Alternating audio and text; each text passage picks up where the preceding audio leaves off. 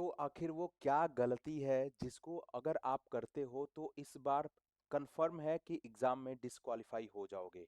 इस वीडियो में हम यही बात करने वाले हैं। नमस्कार, मेरा नाम शुभम तिवारी है और मैं आप लोगों को यूजीसी नेट के लिए कॉमर्स एंड मैनेजमेंट की क्लास लेता हूं।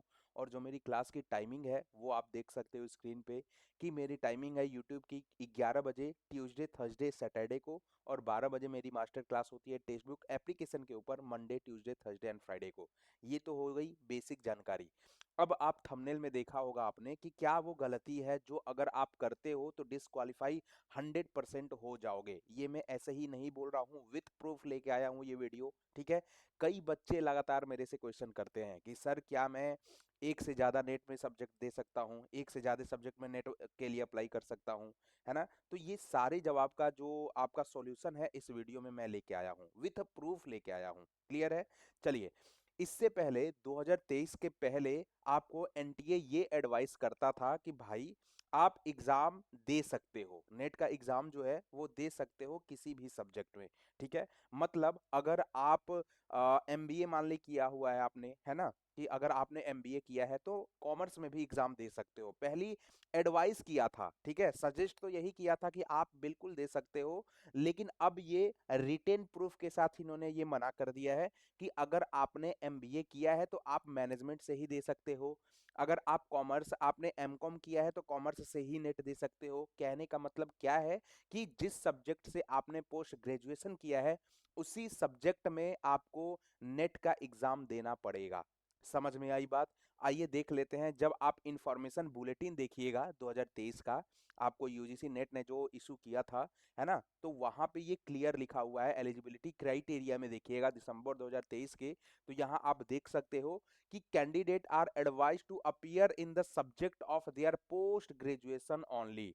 ये अब लिखित में इन्होंने जारी कर दिया है। इससे पहले मैं आप लोगों को बताया भी हूं कि इससे पहले आपको ये थोड़ी सी फ्लेक्सिबिलिटी दिया गया था कि अगर आप ने कोई भी सब्जेक्ट के लिए नेट में कोई भी सब्जेक्ट के लिए दे सकते हो। ठीक है, लेकिन अब ये लिखित आ चुका है भाई कि नहीं, अब ऐसा नहीं होने वाला है।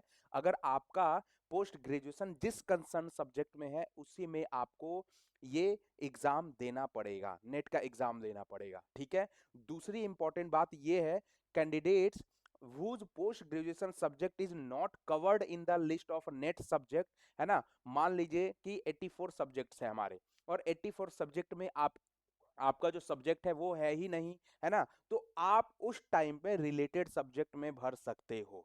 समझ में आया। मतलब आपने 84 सब्जेक्ट देखा और उस सब्जेक्ट में आपका जो कंसर्न सब्जेक्ट है वो है ही नहीं, तब आप रिलेटेड सब्जेक्ट में भर सकते हो। ये बहुत इंपॉर्टेंट बात है। तो अगर जो भी बच्चे लगातार मुझे मैसेज कर रहे हैं या मुझसे पूछ रहे हैं कि सर क्या हम किसी भी सब्जेक्ट में दे सकते हैं, the answer is big no.